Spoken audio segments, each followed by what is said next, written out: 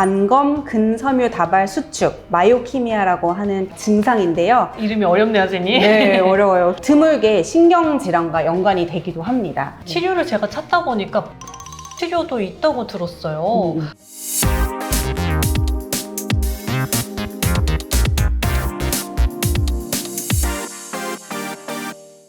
눈꺼풀이 자꾸 파르르르 떨려서 불안하셨던 적이 있으신가요? 눈꺼풀 떨림 이대로 두어도 될지 아니면 병원 가서 정밀검사 받아야 될지 고민되신 적이 있으실까요? 그래서 오늘 최하영 원장님과 함께 눈꺼풀 떨림에 대해서 한번 자세히 이야기를 나눠보려고 합니다. 오늘은 이제 정말 많은 분들이 일상에서 경험하게 되는 눈꺼풀 떨림에 대해서 말씀을 드릴 텐데요.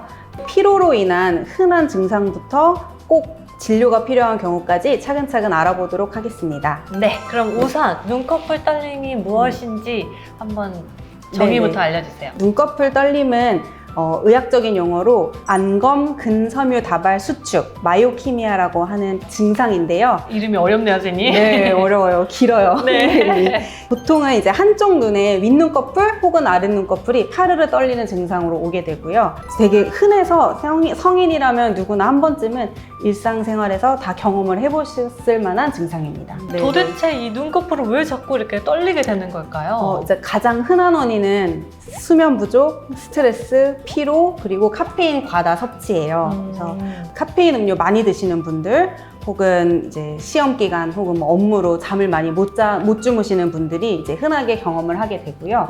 또 안과적인 원인들이 있을 수 있는데 뭐 안구 건조증이라든지 시력 저하 때문에도 눈꺼풀 떨림이 올 수 있습니다. 눈에 부담이 많이 가는 상황에서 눈꺼풀 근육의 피로가 올라가면 이 눈꺼풀 떨림으로 올라올 수 있게 됩니다. 눈꺼풀 떨림은 대부분은 이제 양성적인 원인에 의해서 일시적인 현상인 경우가 많지만 드물게 신경질환과 연관이 되기도 합니다. 주로 대표적인 게 이제 안검 연축, 블레파로스파즘이라고 하는 병과 반측 안면 경련, 헤미페이셜 스파즘이라고 하는 병인데요. 이 경우에는 이제 단순 피로와는 달리 증상이 심하게 오게 되고 양쪽 눈에 경련이 오거나 뭐 안면 근육이 같이 경련되는 그런 증상으로 오게 됩니다. 그렇다면 뇌에 문제가 생겨서 발생하는 증상이라고도 볼 수 있는 걸까요? 반측 안면 경련을 제외하고는 뇌에 이상이 생겨서 오는 것이 아니기 때문에 큰 걱정은 안 하셔도 됩니다. 네, 반측 안면 경련과 같은 경우는 눈꺼풀 떨림뿐만 아니라 이제 입이랑 턱까지 확산돼서 오는 경련을 동반하게 되고, 이 경우에는 그 안면 신경 주변에 뇌 혈관 병변이 없는지 또 뇌종양 같은 원인되는 질환이 없는지를 꼭 병원에 내원하셔서 뇌 MRI 같은 촬영이 필요합니다. 그러면 언제 병원에 방문을 해야 되는지 알려주시면 좋을 것 같아요, 선생님. 눈꺼풀 떨림이 이제 자연히 좋아지지 않고 몇 주 이상 지속이 되는 경우, 그 다음에 눈꺼풀 떨림이 양쪽으로 심하게 오는 경우, 또 안면 경련을 동반해서 오는 경우, 이 시력 저하라든지 통증을 동반한 다른 증상이 함께 오는 경우에는 단순 피로나 스트레스로 인한 눈꺼풀 떨림이 아닐 수 있으므로 그때는 병원에 내원해 주시는 것이 좋습니다. 네, 병원에 오시면 그럼 어떤 검사를 하게 돼요, 선생님? 눈꺼풀 떨림이 맞는지 임상, 양상을 이제 관찰을 해서 정확한 진단을 하게 되고요. 안과적인 원인이 없는지 검사를 하기 위해서 뭐 시력 굴자 검사, 안저 검사, 안구 건조증 정밀 검사 등을 하게 됩니다. 시력 저하가 있는 부분을 확인을 해서 이제 치료를 해서 개선을 시키고, 또 안구 건조증이 있다고 하면은 뭐 이제 치료와 그 관리를 통해서 개선을 시키면 눈꺼풀 떨림은 자연히 좋아질 수 있습니다. 맞춤형으로 치료가 진행이 되네요. 네, 선생님. 맞아요. 치료를 제가 찾다 보니까 보톡스 치료도 있다고 들었어요. 눈꺼풀 떨림에 보톡스 치료를 하는 것은 아니고요. 안검 연축이 있을 때 보톡스 치료를 하게 됩니다.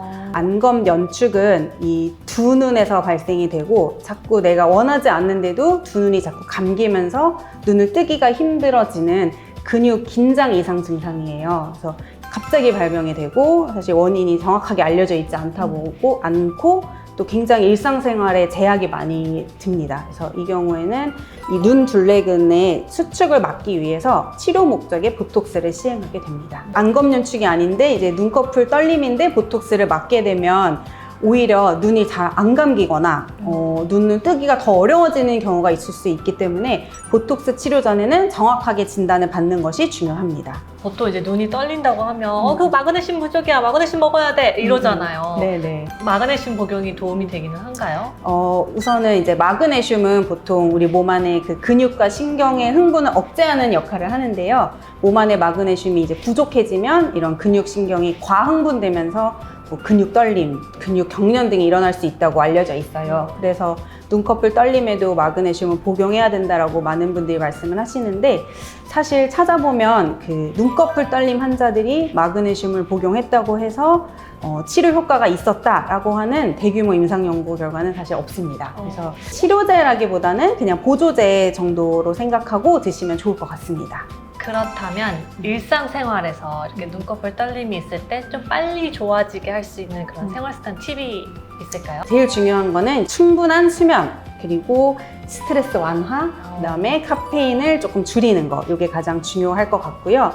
이제 안과 의사 입장에서 뭐 당부드리고 싶은 거는, 요즘 많은 분들이 이제 수면 자기 전에 핸드폰 보면서 뭐 열심히 보다가 피곤한 상태로 주무시는 분들이 많아요. 근데 이게 이제 눈의 피로를 제일 악화시키는 1번 요인이기 때문에 최대한 자제해 주시고, 만약에 이제 영상을 시청해야 된다 그러면 뭐 인공 눈물을 넣어 주시거나 주무시기 전에 온찜질 5분이라도 조금 하고 주무시는 것이 좋을 것 같습니다. 생활적인 부분을 고칠 수 없는 분들이라고 하면은 눈이 피로하지 않게 뭐 안구건조증 치료를 조금 병행을 해 주시는 방법이 도움이 되지 않을까 싶습니다. 눈떨림이 한 번 생기면 자주 이렇게 또 반복적으로 생기잖아요. 맞아요. 그럴 때마다 병원에 와야 되는 건지. 일주일 이상 기다려봤는데도 자연히 좋아지지 않는다 그러면 그래도 병원에 와서 혹시 다른 이상, 동반되어 있는 다른 이상이 없는지를 체크하시면 좋을 것 같고요.